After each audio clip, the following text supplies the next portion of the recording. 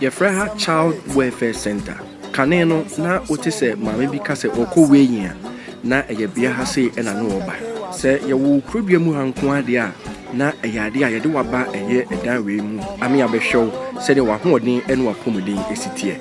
Edan no gusu a wo mode eye adwuma a ɔmanfo ede wo ma eba hɔnom ema ye hwɛ nkwada no na yeso wo mo adu ebo wo ho ban efri eye yade ahodo na enei eku a yefre wo mo Mampong Kontonkyi Agenda 50-50 Foundation wonom eye mampon adehye ebi ewa amanone ene ebi ewa oman Ghana mu ha a waye wadwen se wo beye ntobo kakra na wo mo ede ahwe apegyada foforo ede asiwo ede ama awofo ene nkwada ya wo mo foforo se de beye a wo mba wo mo betimi ahenha wo mo no mo ho ato wo mo a ye be hwe wo mo asomdwe mo ha obia enkonkoba man kwadano ene wo mo awofo from to your friend me Augustine and Chimesi Mampong Government Hospital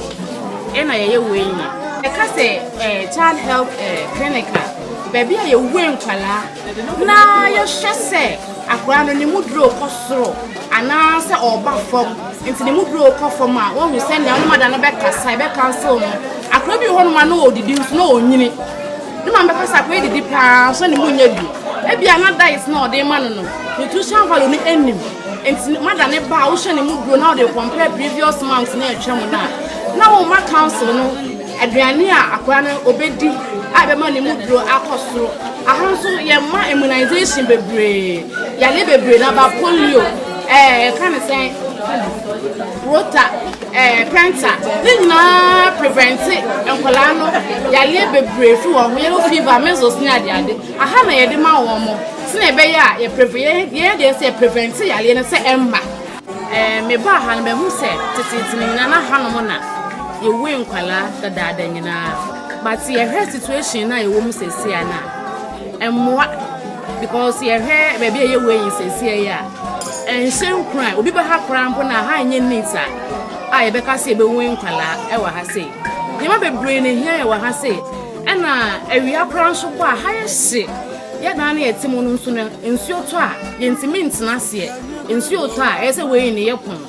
na ma de snack no ekọ enti ye se mo bi ho mesim di aboa no ma be siesie ha no ma yen ama ha no ma aye neat ama obi ba ha no be hu se wa ha ye kama obesim de ne ba ha be abe weina ye fi se ebe boa yen ese ye nya edan bi a se bi a kle bi kra ba se na me kan se ne ho ye hye obetimi ye betimi ama nada ana ama da bi ba na ofidi ne ba kra obetimi akwa fidi akra ne wo ho ansa na wa ba ama ya hye no ada sinkunyo mote sunsu no enye mba no modoso a no mo jejina ho no mo san bi jejina wiem ne ade enti omama boa in fact mo ade ehia mo aka ehia mo wo tebra yeso aduma le bie ka de bie ade ya orobe ebuku sei kantan ne yete so enso mo anfe ba bia menti e manage ne sa enti yesra wo mo a se mo no de on betimi aboa eni beje pa eni beje so mba be boa eno achi so ye ne awofo no bia wo ba eye bia ho etwetwe nkomo ede asamoda Mampong adehye no mu a ebi ewo oman mu ha ene amanone etiri mu po eto omanim ema won so esuomu se nke be ya sempa ebise bia wo ba ho no eyade a wo ba eye na eya tete ede ma wo yi ba me ba cho ha se ye mra ye wo no ne ye ba ha se nso ha ye tie anete ye nya obi a ma ne mesiesie ha se kura ma ye nti ye ba hwe nkonwa ne nya ya ye tete so edan na kura wo hwe ho apoto bibre ni ade nti ye sramo samo be boa ye nya e pa mo cho mo mra me boa ye nti sa ha de so to pa na se ye ba we nya na de pa ma sramo mo mra me boa we yin ni di ache we sili na ni nyina anya so to kura ye ma we yin ye se nkonya etna so nyina kura bu ti ye sramo mo ba ye boa ni ba bi so so ye ma no mra we yin na ha ne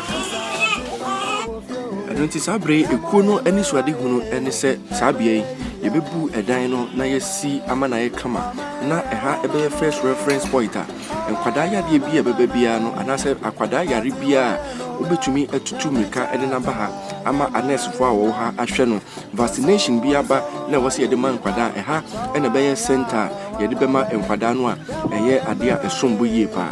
wobɛtumi acontribute aboa through mobile money number 0240619966 account needing MAMPONG KONTONKYI AGENDA 5050 Foundation and answer GCB Bank MAMPONG branch account number 6071180000488 Edine MAMPONG KONTONKYI AGENDA 5050 Foundation. If you are fana baby a will be an put me a friend number C na wobisa nsɛm ɛfa ekwe ho na kai sɛ ekwe ya register no Ghana mremu ɛno nti emra ɛtare akyi abusua kai sɛ ɔman ne bɛyɛ yi a na frimi no wa ɛno nti bɛka Agenda 5050 Foundation ho na yɛntro yɛdin ɛnka Mampong history ho na daakye enkyerema ba wɔtumi abɔ yɛdin aka asɛm